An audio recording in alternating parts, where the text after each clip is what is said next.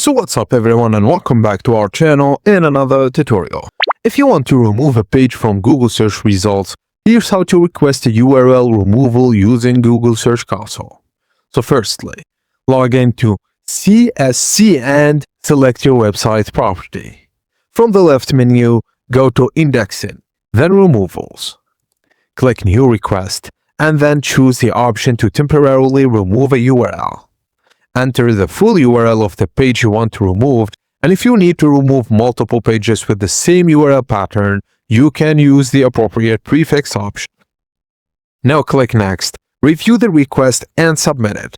Google will process the removal request. A temporary removal generally lasts for a limited period, so if you want the page permanently removed from Google, also delete the page or use a no index directive.